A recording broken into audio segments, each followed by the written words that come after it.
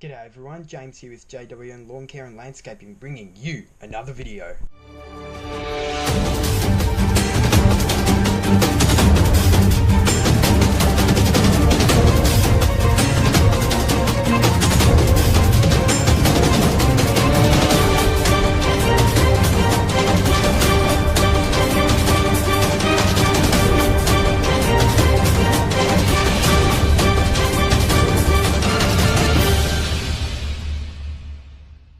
Alrighty guys, hello, I'm back.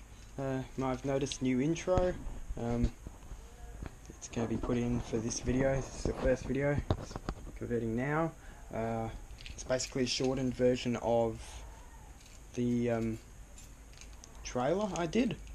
And today I'm going to make my video hopefully much more brief, because this is take number 2 of this particular video. I did it before, but the camera's overheating for some reason and it just turns off and on randomly. Or it won't turn off, it'll just stop recording. Like the red flashing light will go off and it'll stop recording. And after a few moments it'll start recording again. So that's really weird, but it seems to happen after a certain amount of time, so I'm going to try and make this really quick. Point of the video is, cheap doesn't always mean crap. So I get this feeling that a lot of people that are new to the industry, they want to buy the biggest, best, greatest out there. Either that or the worst. And because I have seen people running big businesses with stuff that I won't even buy for the 20-something lawns I do. But yeah, I mean, point of the video is, if you buy well, if you buy right, if you pick the right brands and get good deals, buying cheap equipment for tasks that you don't do very often can actually be really good. So like my rock hedge trimmer here, my Talon one as well, I do very little hedge trimming, to be honest, so I don't need a big expensive, you know, $600 Stihl hedge trimmer at the moment. Yes, I am going to upgrade to the Stihl very shortly, but that's only because I'm trying to do a bit of a brand standardization thing here.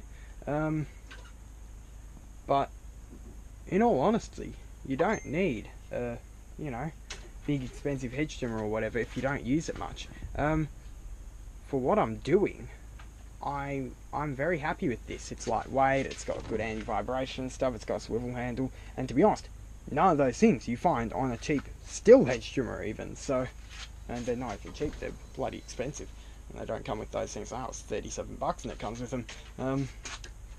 Blower as well. EB430, fantastic. I cannot say enough good stuff about this blower. I will be doing a review very shortly on that. If you guys are wondering, I am in exam time now for school for year 10. I got 2 weeks of exams now, so I have my first one today for English, and I'm going to be pretty much doing 1 a day or 2 a day. I've got 3 on one day for the next 2 weeks, and I get a day off on Monday for some reason because there's no exams then. What's really good though about exams in the senior school at my school though is that if you we have morning exams and afternoon exams, so if you only have a morning exam for that day, you can go home when that exam's finished. If you have an exam in the afternoon as well, obviously you have to stay, but I mostly just have morning exams, so I'm getting home. Like today I got home at 11:30, you know, and the same thing with my exams last semester when I did a few reviews for you guys. I'm going to try and get some more product reviews in, videos done, because I haven't done any for a while now, and I really want to get more done for you guys. I will say in my defense, I know I take longer to upload videos now, but that's because this GoPro seems to like make way bigger files. Like I could record an entire like 38-minute, 40-minute mowing vlog with my Sony Handycam, and it'd be like 2-3 gigabytes. And now, even like a 30-minute video, it's like 20 gigabytes or something. Literally, I think the last vlog I did, the last mowing vlog I did, it was like 38 minutes, 42 minutes, something like that. I think it was 36 gigabytes. And I thought, geez, and that's unedited.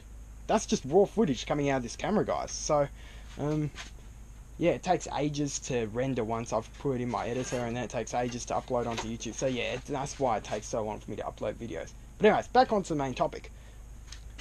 these cheap tools I've got here, they do really well for me in my business because I don't use them much. Obviously, I'm not going to go out and buy a $150 whippersnipper and expect it to last all day, everyday use. I mean, yes, I only had the Gardenline as my main trimmer for like a month until I got my FS94.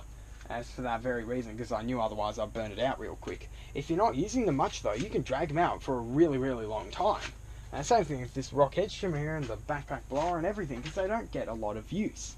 So they're not going to burn out quick, and that's fine with me because I don't need to give them a lot of use, so I'm happy to spend the money on something cheaper that's still going to last because I'm not using it as much.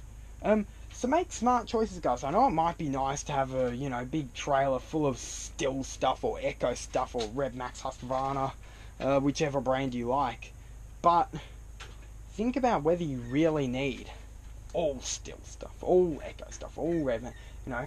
Can you say, I might do, you know, 3 hours of hedge trimming a year? Do I need, you know, $300, $500 hedge trimmers from Stihl or Echo? Probably not. For that 3 or 4 hours of hedging, the Rock does very well. Obviously, I'm not going to go out and say, yeah, let's get a, you know, $200 Ryobi petrol lawnmower 18-inch from Bunnings and use it for, you know, 20 lawns a day, 5 days a week, all year round. That's not going to happen. I've got my HRU216, it's built for what I'm putting it through, and it's lasting. If I went out and bought a cheapy lawnmower, it wouldn't last, because I am, even at this stage where I'm kind of a weekend warrior, you might say, just doing, you know, a bunch of lawns on the weekends as a side kind of gig, it's still not built for that. It's built for, you know, your standard average push mower you get from Bunnings or what have you. They're built for, you know, the average homeowner to do their one standard house block every 2 or 3 weeks, right? And that's it. Happy days. These mowers are built to be thrown in and out of a big heavy mowing trailer, abused by different contractors all day, every day, 5 days a week, 11.5 months of the year, pretty much, in total. And that's why they cost so much more, because they're built for more work. And you've got to accept that. But I'm not doing that kind of work with a hedge trimmer or with a pole saw.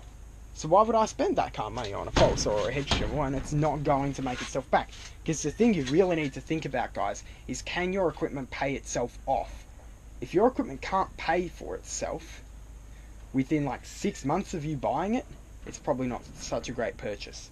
Now part of that's to do with how you quote your jobs. If you quote yourself at $25 for a lawn, you're not going to get very far. If you're saying, yeah, this is going to take me 40 minutes, I'm going to quote this at $75, you're doing pretty well. So, you just got to be careful of it. Just price your jobs really effectively, and make sure you can get your money's worth out of your equipment. I mean, the HRU216 already paid for itself.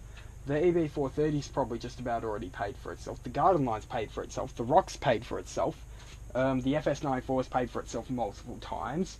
Talon's paid for itself. Alright guys, I'm just going to quit rambling now because this camera is continually shitting itself now. I don't know what it is. If you guys can tell me why it's just continually shutting off, waiting like 20 seconds and then turning on again, be really helpful. But yeah, so have a think about whether you really need that big expensive, you know, piece of equipment, or whether you can do with a cheaper one for the time being until you actually get tons of work and you're really using it and you actually got an operational need for it. So yeah, that's all from me, because again, this camera's just dying. I don't even know what it's doing. It's on full battery. It's just not having fun. So anyways, yeah, hope you enjoyed the video. Just a little tip for you guys there. Don't try and rush into everything and get the biggest and best.